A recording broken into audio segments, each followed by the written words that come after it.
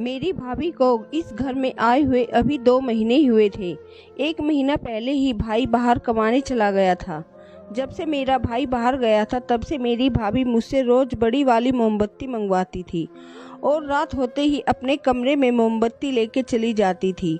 आखिर वो इतने मोमबत्ती का करती क्या थी, ये रात जानने के लिए एक रात मैं चुपके से उनके कमरे में छुप गया। थोड़ी देर बाद भाभी कमरे में आई और दरवाज़ा बंद करके मैं अपनी भाभी से आजकल बहुत नज़र चुराता था, क्योंकि मैं नहीं चाहता था कि वो फिर से मुझे वही काम दे जो मैं नहीं करना चाहता था। इसलिए दूर दूर भागता था। घर में ऐसे निकलता था कि उनको पता ही ना चले कि मैं बाहर जा रहा हूँ। लेकिन आज उन्होंने मुझे देख लिया और मुझे एक काम बता दिया। मैं वो काम नहीं करना चाहता था। मैं मोहल्ले की किराने की दुकान की तरफ जा रहा था। भाभी ने मुझसे कोई चीज़ मंगवाई थी जो मैं उनके लिए नहीं लाना चाहता था, क्योंकि अब तो दुकान वाले ने भी मजाक बनाना शुरू कर दिया था। लेकिन भाभी को मना कैसे करता। माँ ने भी कहा था कि भाई घर पर नहीं है, तो अगर भाभी कोई चीज़ मंगवाए तो मना मत करना। इसलिए मैं उनकी हर बात मानता था। आज मैं फिर दुकान के बाहर खड़ा था और इंतज़ार कर रहा था कि कब दुकान खुले। जैसे ही दुकानदार ने दुकान खोली तो मैं आगे बढ़ा और ये कहा, ये लो पैसे और एक बड़ी वाली मोमबत्ती दे दो जो सबसे मोटी होती है। दुकान वाला हंस पड़ा और कहने लगा, रोज इतनी सारी मोमबत्तियों का क्या करते हो यार, तुम लोग तो अच्छे भले खानदान से हो। तुम्हारा भाई बाहर गया हुआ है, इन्वर्टर क्यों नहीं लगवा लेते? क्या आजकल के ज़माने में भी लाइट जाने के बाद मोमबत्ती जलाकर काम करते हो? आज मुझे थोड़ा गुस्सा आ गया और मैंने उसे कहा, भाई मुझे मेरा सामान दे दो, और भी काम है मुझे। मेरा उससे कहने का ये मतलब था कि तुम अपना काम से काम रखो, तुम्हारा काम है सामान बेचना। मैंने वो मोमबत्ती ली और घर आ गया। भाभी पहले से ही इंतजार में खड़ी थी। मेरी भाभी बहुत ज़्यादा खूबसूरत थी। उनका कलर सिर्फ सफ़ेद ही नहीं था बल्कि वो सुंदर भी थी। सब लोग हैरान रह गए थे कि ये इतनी खूबसूरत कैसे है। इतनी खूबसूरत तो फिल्म की हीरोइन भी नहीं होती। यही खूबसूरती थी जिसको देखकर मेरी माँ ने फ़ौरन सोच लिया कि अपने बेटे की शादी इसी के साथ करूँगी। शादी के 1 महीने बाद तक सारे खानदान वाले जो शादी में नहीं आ सकते थे वो बार बार हमारे घर आते रहे। मेरी भाभी को देखने के लिए हैरान होते रहे और भाभी से पूछते कि तुम्हारी कोई बहन है क्या। लेकिन भाभी इकलौती थी। भाभी ने मेरे हाथ में मोमबत्ती देखी तो बहुत ज़्यादा खुश हो गई। उन्होंने खुशी खुशी मेरा हाथ से मोमबत्ती ले ली और उसको अंदर से वो धागा निकालकर वहीं फेंक दिया और मोमबत्ती को लिए अपने कमरे में चली गई। शाम हो चुकी थी। वो शाम के बाद कोई काम भी नहीं करती थी, अपने कमरे में अकेली बैठी रहती थी। माँ कहती थी कि शायद इसको गौरव बेटा फ़ोन करता होगा। बेचारी की अभी अभी शादी हुई है और दोनों अलग हो गए। शादी पर बहुत ज़्यादा खर्च हो गया, इसलिए उसे वापस जाना ही पड़ा। लेकिन कोई बात नहीं, 1 साल में वापस आ जाएगा। मेरी बहू का दिल तो दुखता ही होगा। मेरी माँ मेरी भाभी पर फिदा थी। माँ को उनमें कोई गलती नज़र नहीं आती थी। यह बात बड़ी अजीब और अनोखी थी कि एक सास होकर भी मेरी भाभी से इतना प्यार करती थी। मेरी भाभी भी सबके साथ अच्छे तरीके से रहती थी, लेकिन शाम होते ही वह अपने कमरे में चली जाती थी। मैं इसे बात पर हैरान था कि अगर मोमबत्ती जलाकर रोशनी करने के लिए मंगवाया है तो फिर इसका धागा क्यों निकाल दिया था? इसके बगैर तो वो जलेगी ही नहीं, तो फिर इसको मंगवाने का फ़ायदा ही क्या हुआ? मुझे कुछ समझ नहीं आ रहा था। मैं बड़ा परेशान रहता। दुकान वाला मुझे ताने देता था। मैंने दूसरी दुकान पे जाने का सोचा, लेकिन दूसरी दुकान यहाँ से काफ़ी दूर थी, इसलिए मेरा वक्त बर्बाद होता था और मैं गर्मी के इतनी बार चक्कर नहीं लगा सकता था। इसलिए वही दुकान से सामान लेने लगा। लेकिन ये मोमबत्ती आजकल सस्ती कहाँ मिलती है। भाभी से पैसे मांगते हुए भी शर्म आती थी। जो मेरे पास पैसे थे वही खर्च कर रहा था और मुझे ये बात बिल्कुल भी अच्छी नहीं लग रही थी। माँ ने कहा था कि अगर तुम्हें पैसे लेकर काम करना है तो फिर तुम्हारे से करवाने की क्या ज़रूरत है, वो अपने भाई से ही कह दे। तो इस वजह से मुझे कोई तकलीफ नहीं थी। लेकिन ये सब कुछ क्या हो रहा था? ये बात तो ठीक थी, घर में लाइट जाती थी और मोमबत्ती को लाइट के लिए ही इस्तेमाल किया जाता है। इसका मतलब कि भाभी भी यही करती थी। मैं इसकी वजह से बहुत ज़्यादा तंग आ चुका था। मेरी जेब भी खाली हो रही थी और कुछ समझ नहीं आ रहा था। इसी बीच दीपावली भी आ गई और हम लोगों ने दीपावली भी गुजार ली। मैंने एक तरकीब निकाली। मैंने कुछ पैसे एडवांस देकर इन्वर्टर खरीद लिया और अपने घर में लगा दिया। अब मुझे पूरा यकीन था कि इसके बाद भाभी मुझे मोमबत्ती लाने के लिए नहीं कहेगी, क्योंकि घर में इन्वर्टर से लाइट आ गई थी। घर वाले भी खुश हो गए थे। अम्मी ने मुझे कहा, तुम्हें अपने पैसों से घर में कोई चीज़ मंगाई, तू भी अपने बड़े भाई की तरह ही है। वो भी अपने बारे में बाद में सोचता है, पहले हमारे बारे में सोचता है। तभी तो बेचारा इतनी जल्दी वापस चला गया। अभी तो उसकी शादी हुई थी, लेकिन उसकी बीवी बहुत अच्छी है, कभी कोई शिकायत नहीं करती। मुझे यकीन था कि अब भाभी भी मुझे वो काम नहीं देगी, लेकिन मैं तो हैरान रह गया जब अगले ही दिन भाभी ने मुझे पैसे दिए और कहा, मेरे लिए मोमबत्ती लेकर आना, कल भी तुम लेकर नहीं आए। मैंने कहा, भाभी अब आपको इसकी क्या ज़रूरत है, अब तो इन्वर्टर भी लग गया है। इस बात पर वो शांत हो गई। मुझे भाभी की बात माननी पड़ी, लेकिन मैं हैरान था कि अब तो मैंने इन्वर्टर भी लगवा दिया था, फिर भी मुझसे ये सब कुछ क्यों मंगा रही है। खैर, जो मैं नहीं चाहता था मुझे वही करना पड़ा। एक दिन मैंने भाभी से पूछा कि इसका करती क्या हो आप, तो इस बात पर वो हंसने लगी और कहने लगी, मैं रात को खिड़की खोल दूंगी, तुम खुद ही देख लेना मैं इसका क्या करती हूँ। मैं हैरान रह गया था। मेरी भाभी बहुत ही ज़्यादा अजीब थी, लेकिन उनका साथ उतना अच्छा नहीं था। मेरी भाभी उस दिन मुझे अजीब किस्म की बातें की थी। मैं ये बात अपनी माँ को भी नहीं बता सकता था। एक दिन भाई का फ़ोन आया और वो माँ से कह रहा था कि लगता है आप लोगों ने मेरी बीवी को बहुत ज़्यादा प्यार से रखा हुआ है, उनको मेरा कोई ख्याल ही नहीं है, मुझे फ़ोन नहीं करती, मुझसे बात नहीं करती। पर माँ ने कहा, वो तो शाम को सारे काम वगैरह ख़त्म कर देती है और कहती है कि मैं रूम में जा रही हूँ तुमसे बात करने के लिए, क्योंकि इस टाइम वहाँ पे सुबह का वक्त होता है। मैं उसको तंग नहीं करती कि तुमसे बात करती होगी, तुम्हें यहाँ पर रहते नहीं हो तो बात करके ही गुजारा हो सकता है। मेरा भाई इस बात पर हैरान था। उसने कहा, नहीं ऐसा कुछ नहीं है, हम लोगों को बात करते हैं तो है, लेकिन इतना वक्त नहीं देती। मेरे भाई ने भी शायद उसकी इज्जत रख ली थी, वो बात को घुमा दिया। मेरी माँ को भी शक होने लगा था। मेरी माँ ने उसके बाद से मेरी भाभी को रात का खाना बनाने का काम दे दिया करती और कहती, रात का सारा खाना तुम्हें बनाना है। खाना बनाने का ये मतलब था कि उसे खाना बनाना था, सबके लिए खाना तैयार करना था और उसके बाद खाने के बर्तन भी धोने थे, जिससे वक्त काफ़ी लग जाता था। रात के 10 तो बज ही जाते थे। हमारे घर में खाना देर से खाया जाता था। भाभी ने 2 दिन तक तो ये काम किया, उसके बाद वो परेशान हो गई। उन्होंने कहा, मैं यह काम नहीं करूँगी।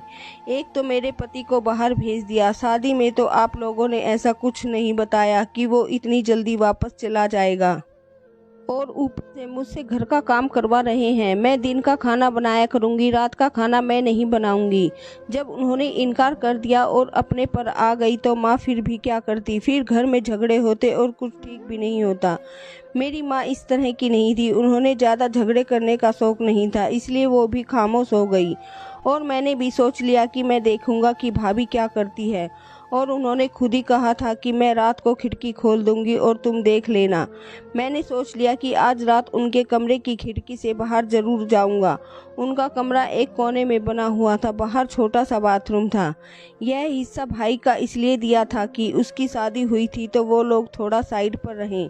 मुझे तो यह अच्छा ही नहीं लग रहा था, क्योंकि रात का वक्त था। अगर मुझे कोई देख लेता कि भाभी के कमरे की खिड़की के बाहर खड़ा हूँ और अंदर झांक रहा हूँ तो मेरी बहुत बेइज्जती हो जाती। मम्मी तो मुझे ना जाने क्या क्या बातें सुनाती। एक तो उसका पति घर पर नहीं है, तू कौन होता है रात के टाइम उसके पास जाने वाला।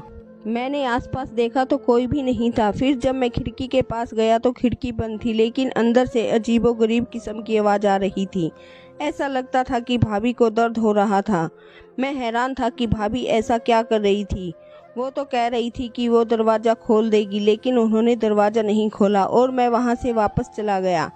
सुबह मैंने भाभी से कहा, आपने खिड़की क्यों नहीं खोली? तो उसने कहा, अच्छा तुम देखने चले आए, मैं तो मजाक कर रही थी, तुम्हें शर्म नहीं आती, तुम मेरे कमरे में झांकोगे? मैं शर्मिंदा हो गया और कहा, नहीं मैं भी मजाक ही कर रहा था, नहीं आया था। इस बात पर वो भी हंसने लगी और कहने लगी, कोई बात नहीं, मैं खिड़की खोलना भूल गई थी। मुझे कुछ समझ नहीं आता कि उनका मूड का पता ही नहीं चलता, कभी कोई अजीब सी बात कर देती थी और कहती थी कि मैं मजाक कर रही हूँ, और कभी सीरियस में भी अजीब सी बातें कर देती थी और कहती कि मैं मजाक नहीं कर रही। मेरी माँ को भी मेरी भाभी से तकलीफ होने लगी। उनकी हरकतों पर गुस्सा आने लगा था। अगर मोहल्ले से कोई आता तो मेरी माँ उसकी बुराइयां भी करती थी, जबकि मोहल्ले वाले कहते थे कि बड़ी किस्मत वाली हो, इतनी खूबसूरत चांद जैसी बहू मिली है। मेरी माँ कहती थी कि खूबसूरती का अचार डालूं क्या, कोई योग्य भी तो होना चाहिए। जबकि यही माँ थी जो पहले कह रही थी कि लड़की को खूबसूरत होना चाहिए ताकि सारे देखें तो देखकर ही जल जाए। घर के काम तो आजकल किसी भी लड़की को नहीं आते, शादी के बाद ही सीखती हैं। लेकिन अब मेरी माँ का नज़रिया बदल गया था। भाभी की कोई बहन तो नहीं थी, लेकिन उनके रिलेशन में एक लड़की थी, उनकी तरह ही खूबसूरत थी। मेरी माँ पहले कहती थी कि उसका रिश्ता मेरे लिए करना है, लेकिन अब मेरी माँ ने इनकार कर ली थी और मुझे भी कोई शौक नहीं था। अगर भाभी ऐसी थी तो वो लड़की भी ऐसी ही होती, और मैं ऐसी औरत के साथ जिंदगी नहीं गुजार सकता था। भाई यहाँ पर नहीं था। अगर उन्हें पता चल जाता कि इस तरह की हरकतें हो रही हैं तो वो भी हैरान होते और परेशान भी। अगले दिन फिर इंतजार कर रहा था कि आज खिड़की खुली होगी, लेकिन आज जब मैं जाने लगा तो मेरी माँ ने मुझे देख लिया। उन्होंने कहा, इस तरह किधर जा रहा है? मैंने कहा कि वो मेरे दोस्त का फ़ोन आया है तो मैं आंगन में जा रहा हूँ। मेरी माँ ने कहा, वहाँ ही बात करनी है क्या? अपने कमरे में बैठकर बात कर ले, ऐसी कौन सी बात है? उन्होंने तो मुझे डांटना ही शुरू कर दिया। खैर, मैं माँ के सामने वापस कमरे में आ गया, लेकिन थोड़ी देर बाद फिर से मैं चला गया जब मुझे यकीन हो गया कि मेरी माँ सो गई है। लेकिन इस बार फिर से खिड़की बंद थी और वही आवाज़ें आ रही थी। अब मैंने गौर से सुना, वो ऐसी आवाज़ें थी जैसे भाभी तकलीफ़ में है। क्या वो भाई की याद में रो रही थी? लेकिन वैसे तो उनकी हरकतों से ऐसा नहीं लगता था कि उनको भाई की याद आती है। भाई कहते थे कि मुझसे ठीक से बात भी नहीं करती, आप लोगों ने इनको कामों में तो नहीं लगा रखा है। लेकिन ऐसा तो कुछ भी नहीं था, फिर ये आवाज़ें क्यों आ रही थी? आज तो मैं बड़ा परेशान हो गया। अगले दिन मैंने भाभी से उसके बारे में कोई जिक्र नहीं किया। वो शायद मेरे साथ मजाक कर रही थी। रोज कहती कि मैं खिड़की खोल दूंगी, लेकिन खिड़की खोलती ही नहीं थी और मैं चोरों की तरह जाता था। मुझे टेंशन अलग होती थी, पर आज माँ ने भी मुझे डांट दिया था, इसलिए मैंने सोच लिया कि मैं ये सब कुछ अपने दिमाग से निकाल दूंगा। वैसे भी मुझे उनकी ज़िंदगी में बोलने की ज़रूरत नहीं, लेकिन दूसरी तरफ वो चीज़ें भी मुझसे मंगवाती थी, तो फिर मैं क्या करता। एक दिन भाई का फ़ोन आया और उन्होंने कहा कि वो 3 महीने के लिए आएंगे और उन्होंने आने में ज़्यादा दिन नहीं है, क्योंकि उनकी छुट्टियां मिल रही है। जिस शहर में वो काम करता है वहाँ के हालात ख़राब है, उनको जल्द वापस भेज दिया जाएगा और वो 3 महीने के लिए यहीं पर रहेंगे। यह बात सुनकर हम सब खुश हो गए, लेकिन भाभी की शक्ल देखकर ऐसा लगता था कि वो बहुत ज़्यादा परेशान हो गई थी। उसके चेहरे पर बिल्कुल भी खुशी नहीं थी। उन्होंने कहा कि ऐसी अफवाह आ रही है, कुछ भी नहीं होगा, छुट्टियां नहीं मिलेगी, उधर ही काम करेंगे और काम नहीं करेंगे तो पैसे कहाँ से आएंगे। मेरी माँ ने सीधा कह दिया, तुम्हें तो खुश होना चाहिए कि तुम्हारा पति वापस आ रहा है, तुम्हें काम और पैसों की पड़ी हुई है। तो मेरी भाभी ने उल्टा जवाब दिया और कहा कि ऐसे पैसे नहीं आएंगे तो घर कैसे चलेगा? आपका ये बेटा तो कोई काम करता नहीं, जबकि मैं घर में बच्चों को ट्यूशन पढ़ाने जाती थी। वैसे भी मेरी पढ़ाई चल रही थी, मुझे काम करने की क्या ज़रूरत थी? पापा की पेंशन आती थी और भाई भी तो सारा घर चलाते थे।